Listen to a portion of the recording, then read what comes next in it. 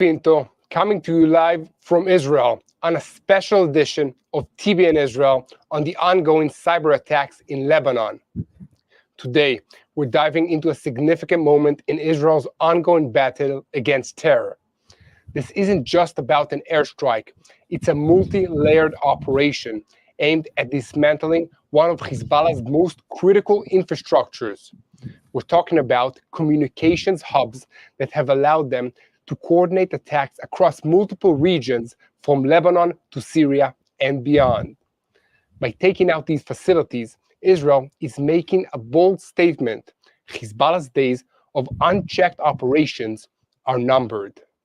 Stick around as we unravel the strategy, the technology behind the operation, and this means for the future of the war. I'm Yair Pinto, and this is your Boots on the Ground report about what is happening in Israel on the 349th day of the war against Hamas, Hezbollah, Iran, and all of its terror proxies in Yemen, Iraq, and Syria.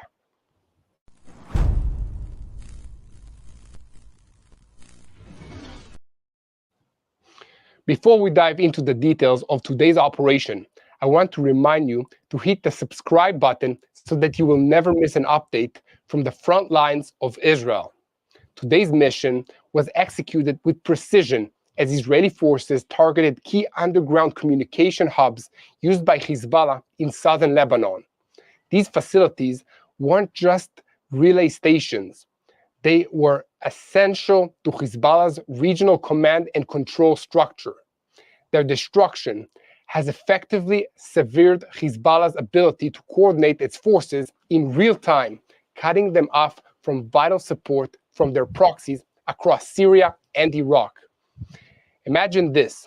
For months, these hubs allowed Hezbollah to bypass traditional surveillance, giving them a critical edge in planning attacks. But today, that advantage is gone. Let me explain how we got there. For weeks, Israeli intelligence had been monitoring these hubs, gathering intel on how Hezbollah was using them to spread encrypted messages. They were secure, hidden deep underground, and connected to a network that stretched across Lebanon. This operation wasn't just a quick strike, it was months in the making, involving careful surveillance and cyber warfare tactics that left Hezbollah exposed. But this wasn't just about blowing up a new facility. The Israeli defense strategy is focused on crippling Hezbollah's capabilities for the long run. By taking out these hubs, we're talking about a massive disruption in their ability to execute coordinated attacks. The ripple effect of this will be felt not just in southern Lebanon, but across Hezbollah's entire operational reach, from their fighters in Syria to their proxies in Iraq. Now, you might ask, what does this mean for Hezbollah's immediate response? We know that Hezbollah isn't going to take this lightly. The retaliation is likely to come, but what they don't realize is that Israel has already prepared for their counter moves. The IDF is ready to respond with overwhelming force should Hezbollah attempt any escalation. I'll pass it over to Mati Shoshani now to dive into the technical aspects of today's operation. But before we get into that, take a moment to subscribe and stay informed with the latest updates. Subscribe to this YouTube channel. Go ahead, Mati. Well, thank you, Yair. It's been quite a day here in Israel. What we're seeing today is a prime example of how modern warfare has evolved. This was not just a standard military strike. It was a sophisticated, multifaceted operation that blended cyber warfare with physical precision. The IDF didn't just bomb these hubs, they infiltrated Hezbollah's networks, using cyber tools to plant explosives inside their communication systems. Let's break that down a bit. Israeli intelligence agents used small amounts of explosive materials inside the communication devices themselves, hidden within the tiny battery compartments. This operation was coordinated with pinpoint timing, triggering the explosives just as the IDF carried out its airstrikes. And the result? Not only were the hubs destroyed, but Hezbollah's ability to restore these communication lines was severely hampered. This is where the strategy becomes fascinating. These communication hubs weren't just important for Hezbollah's current operations. They were part of their long-term plans to expand their influence across this very region. Because you see, Hezbollah relies on secure communication to coordinate with its proxies, receive instructions from Iran, and launch attacks against Israel. And by dismantling these hubs, Israel has sent a clear message. No matter how secure Hezbollah thinks its networks are, the IDF will find a way to disrupt them. And now, what does this mean for the broader conflict? Hezbollah's strength lies not just in its military capabilities, but in its ability to coordinate across borders. And with their communication lines down, Hezbollah will struggle to maintain that level of coordination. This will limit their ability to plan complex operations, making them more and more vulnerable to Israeli strikes. And furthermore, their proxies in Syria and Iraq, which rely on these communications, will also be affected, creating a domino effect that will disrupt the entire axis of resistance that Iran has painstakingly built in this region. So in the coming days, we can expect to see Hezbollah attempt to regroup, but their options are limited. The IDF is closely monitoring their movements, and any attempt to rebuild these hubs will be met with swift action. The use of cyber warfare in this operation shows just how far Israel is willing to go to ensure its security. We're not just talking about airstrikes anymore. We're talking about a full spectrum that combines physical force with cyber intelligence. It's been an incredible couple days here in the Middle East. So back to you, Yair. Well, Mati, thank you for this very insightful information. This operation marks a significant turning point in Israel's strategy against Hezbollah. While they might attempt to retaliate, their ability to coordinate large-scale attacks has been severely diminished. Israel remains vigilant and prepared to respond to any threat that comes its way. And as always, before we close, I want to ask you to keep spreading the truth, because this war is not just about battle, about tanks, about military units. This war is about the truth. So please help us by spreading the truth of what is happening in Israel, sharing these videos, and subscribing to this YouTube channel. Really, follow us and share these reports with your family and with your friends. Your support helps us continue delivering accurate and timely news from the front lines. I don't know, Mati, do you have maybe any comments from our viewers that we can respond to? I think a lot of people have been interested in, we were talking about this earlier today, that this is, I think, one of the events that has hit the news more than anything else in quite a while. I mean, every headline around the world has opened with the incredible images of Hezbollah operatives looking at shock, pulling out the pager from their pocket, surprised by what's been happening. And we'll talk about this tonight in the podcast when it airs. Mm-hmm. It's been an incredible, powerful movement or moment when it comes to psychological warfare. And I believe that more than anything has really reshaped the conversation.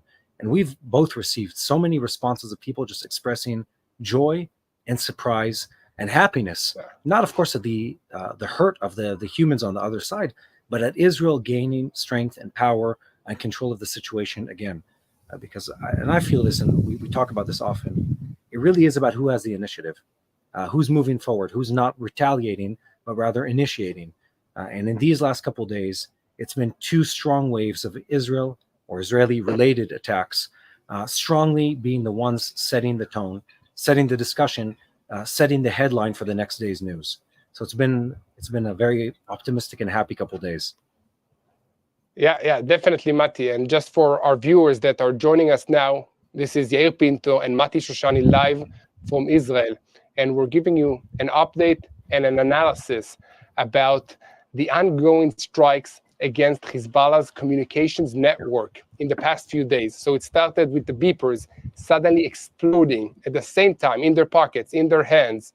And then the operation deepened into targeting communication centers, communications hubs. Okay, the IDF is dismantling Hezbollah's ability to carry out coordinated attacks together. And this affects not just Lebanon, also Syria, Iraq, and anywhere that Hezbollah is operating from. This is a massive attack, and this is taking this war to the next level.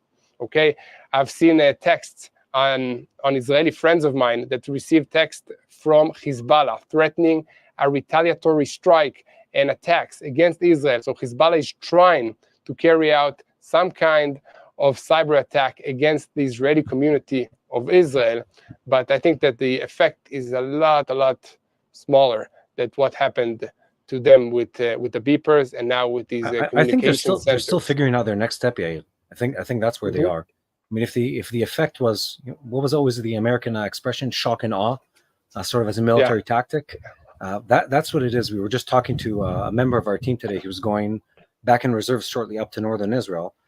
If you think about the numbers, there have been thousands of Hezbollah leaders that have been hit, and those are the same people that when we go to, or hopefully we don't, but realistically, one way or another, we'll be fighting in Lebanon, fighting against Hezbollah.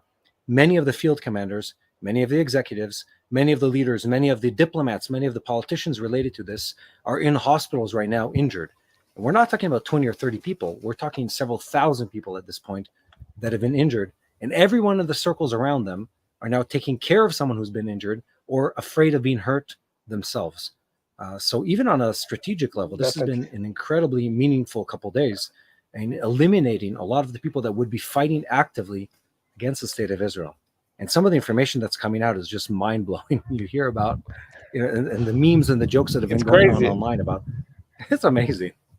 Yeah, listen. If I was a Hezbollah operative now, I would throw away my phones, my toasters, my TVs, anything that has any kind of technological ability. I would stay away from it. Definitely. I mean, it's scary. So this is you see the videos of Hezbollah, operatives throwing their phones, and it's just a totally next level technological attack. This is a James Bond movie style level of attack. Yeah, I mean, this is beyond. Because you think about and just to give an update, I think, Mati, did you see the situation? Maybe you can give us an update about the manufacturing process, because the factory that its name is on these beepers claims that they had nothing to do with the manufacturing of this device.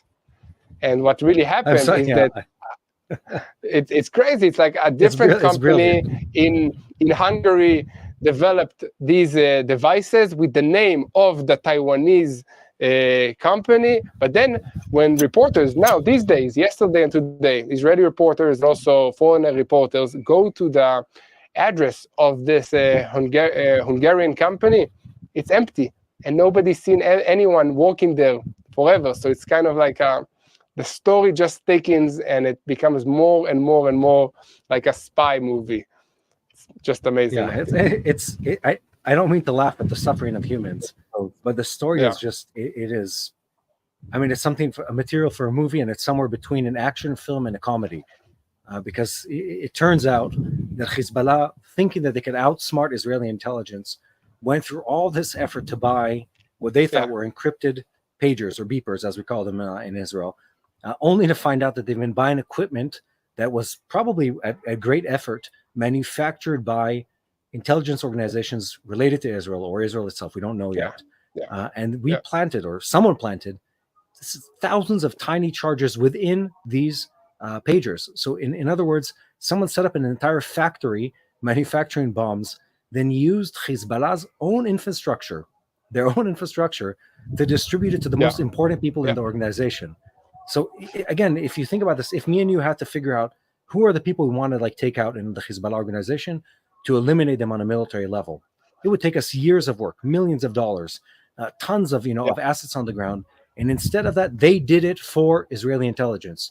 They allocated who are the most important 5,000 people that we want to make sure that whatever happens, we have a way to get to them. And they gave them bombs and put them in their pocket. Yeah. It's just incredible. No, it's crazy. Yeah. And then the day after, walkie-talkies exploded. So it's not just the beepers, it's also the walkie-talkies. This operation is multi-layered, and now the communication hub centers. So Mati, you've been to the IDF and you manage also, many people. And what's the hardest thing to do is communication. Like if you tell someone to do something and then he tells it to his team, at the end you come and check what they're doing and it's completely different. So imagine that in a terrorist organization without the means to communicate at all. This is where Hezbollah is at now. Just again, we were just talking about this the other day. We just interviewed both me and you, people who specialize in psychological warfare and the psychology of war. And you look at this event, and in the sense of putting fear in the hearts of Hezbollah, you described this perfectly. Now these people who've been disconnected completely from every communication channel that they had previously to their command chain, to their subordinates, now they're afraid to use electronics to communicate. They're afraid of using any type of electronic communication. So they're sitting in their homes, afraid, like you said, to turn on the toaster oven in their kitchen, afraid to turn on their cell phone, afraid to answer the landline that they have in their house, afraid to turn on their car. I mean, it just put fear and concern in their hearts in a way that is, one, incredibly effective, and two, just in the people that it took out of the game has been something that was, I mean, just amazing. Incredible achievement on a military level. Incredible. Yeah, definitely. So I think that what's very, important to understand now is what's the next step? What is Hezbollah planning to do now, Mati? Are they planning to attack Israel with more rockets, with more drones, suicide drones, missiles, anti-tank rockets? What are they going to do now? I think they're guaranteed to respond. But again, that shouldn't be something that concerns the state of Israel at this point, because Hezbollah had been attacking Israel every day for almost a year straight. That's been the reality of it. There's no reason to be concerned about that. That is the reality we're living in. And I think our government and those related to these attacks were very, very wise in preemptively striking and taking out many of that military leadership of Hezbollah. And they've threatened. They've threatened to respond. They've threatened to, to avenge. They've threatened all the usual threats of, all we're trying to do is stabilize the Middle East. They say, of course, cynically. They've always made these threats. And we have no reason to be concerned. They've been trying to assassinate Israeli high-ranking officials in the past weeks as well. And the IDF and the security establishment of Israel were able to basically prevent Hezbollah assassins using Israeli Arabs or other assets that they had in the country of Israel from reaching high-ranking IDF official, in this case, former IDF chief of staff, Boogie Alon. Okay, and they attempted to assassinate him using a bomb and a remote control that is connected to a camera and a cell phone, so that they will know that he is close to the explosion, and then they can detonate that bomb. So they are really keen on trying to have some kind of achievement and some kind of revenge for the death of their chief of staff, former chief of staff, Faoud Shukar. I think we need to go back to the images of the last couple of days. This reminds me of some of the assassinations that took place of Iranian officials. You look back, what was it, a couple of years ago, the U.S. takes out the head of the Revolutionary Guard, and in his funeral ceremony, or maybe it was the memorial service, sorry, in one of the memorial services, a bomb goes off. And the same is happening here. The day after this incredibly demoralizing attack, in which now we know thousands of people are injured, dozens are killed apparently. All of these are Hezbollah terrorists and their aides. The next day, as they're mourning those people and as they're visiting them in their hospital, another set of devices blows off.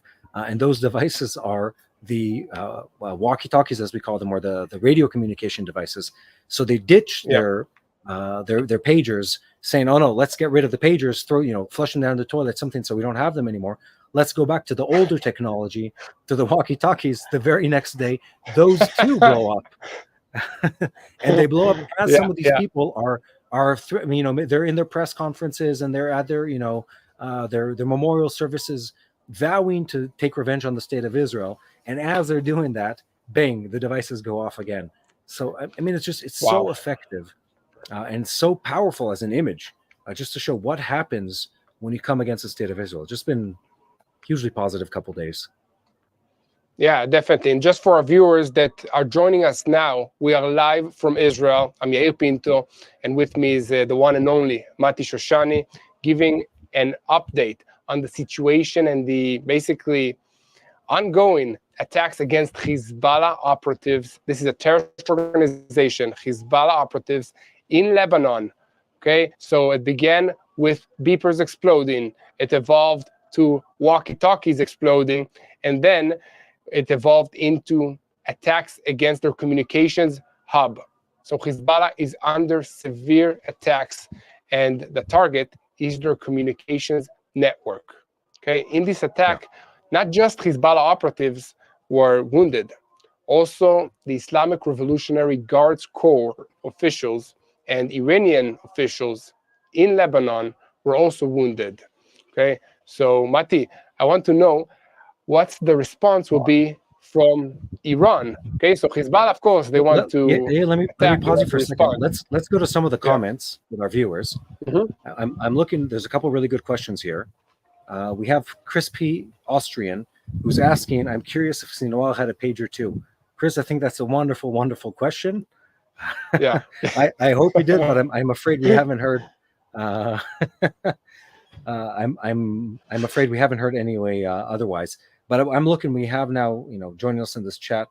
Thousands of people are watching right now, and many of the comments are just. You see this, I think, around the world.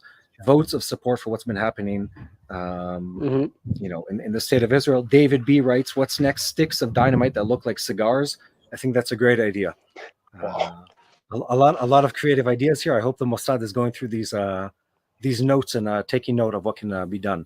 But you asked a good question, You said, "What is Iran going to do now?" The Iranians have been in a very weird place for a while. They've had a long series of assassinations, a long series of their proxies being hurt, and a huge amount of pressure, and this is important to say, by the American government and American armed forces, both Navy, Marines, and Army and Air Force here in the Middle East. Notice there that I didn't just say Army as we do in Israel. America. All here. They have multiple branches. Yeah, the multiple branches of the Army, they're all present in the Middle East. They're all, they've sent assets here. They've made it very, very clear that they're standing strongly with Israel. And I think regardless of what you think of American politics, America's been a huge supporter of what's been happening to Israel or the threat to Israel in recent months. It's going to be interesting to track what's been happening because, again, this war is not just a war of strategic victories or military victories. This war is also a war of the minds and public perception. And in this case, these explosives that have went off have done some very effective things. They've blown up in the hands of diplomats that were supposed to be representing the interests of countries and instead were cooperating with a terrorist organization. They've blown up in the hands and the pockets of countless other people people would say, oh, they are political activists. Well, no, they're not. They're terrorists cooperating with Hezbollah. And countless others are now out of the game, at least for a while, from fighting against Israel. And I can only hope and I can only pray that this is a trigger for Hezbollah to at least agree or move towards a more peaceful situation, to withdraw back, to pull their forces away from the fence. And again, for Israel, if you look at the morale of the country, we're in a very good place to counterstrike now or to do something further to push back on Hezbollah even more. Yeah, Mati, definitely. And the IDF has a lot more aces up its sleeve if Hezbollah want to test us. I mean, we're ready to retaliate this even more. And this is according to the IDF officials, not just me, saying this. But Mati, this was really, pleasure and very insightful to understand what is happening here. To all of our viewers joining us live, thank you. Please subscribe to TBN Israel on YouTube. Please share our videos. This war is a war for the truth. Okay, we need people to know what really is happening here on the ground in Israel. Why? So that you can pray for the peace of Jerusalem. Okay, this is a spiritual war, this is a physical war, and this is a war for the truth. So please help us win these evil organizations, if it's Hezbollah, if it's Hamas, and it's all connected to Iran. So thank you again, Mati Shoshani, for being with me in this live. And this has been another we're live keep up to date episode. with everything that's happening, 100%. Yeah. Yeah, definitely. And this has been another live episode of Boots on the Ground Report. Stay strong, stay informed, and we'll be back tomorrow with more updates from this war. Keep praying for the peace of Jerusalem.